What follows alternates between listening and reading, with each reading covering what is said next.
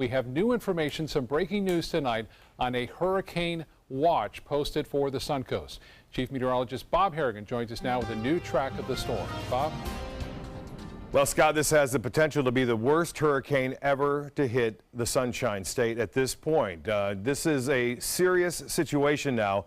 This just in from the National Hurricane Center. A hurricane watch has been issued for our coast. It's from Bonita Beach, although it's not depicted on this. We just got the information coming in from the National Hurricane Center.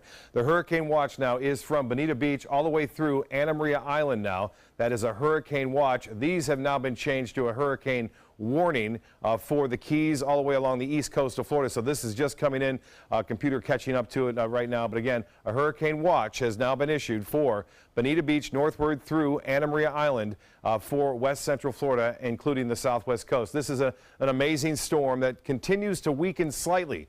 But don't let that fool you. The wind field is expanding on this thing, and it looks like the latest forecast path and track has it moving a little bit further west with this particular run.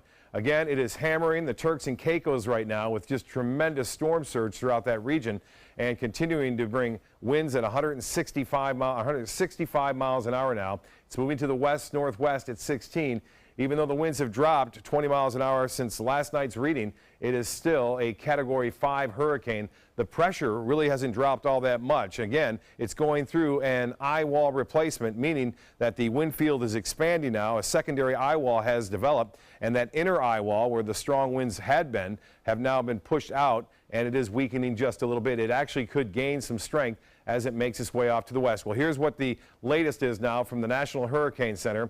It continues to be a 5 up and through the next 12 hours, and then it drops down to still a 4, but a major 4 at that. And notice the line. The center line has shifted to the west now, right over Lake Okeechobee as a Category 3. That's still a major hurricane.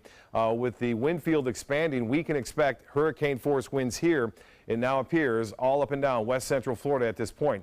Will it be Category 3 hurricane? That remains to be seen at this point, but right now the National Hurricane Center is depicting a major hurricane crossing right across the spine of the state. This is the worst case scenario you could have as far as Florida is concerned, because if you have a major hurricane like this, you're going to see power outages across the entire state, and every county would have hurricane force winds if this scenario plays out right now. Again, it starts to bend off toward Georgia, and they're not out of the woods here at all because this is going to just create tremendous problems with flooding throughout this region. On top of that storm surge, a lot of people have been asking about it. We're going to get more of a east to southeasterly wind flow here, so storm surge will be a really dangerous situation all along the east coast of Florida.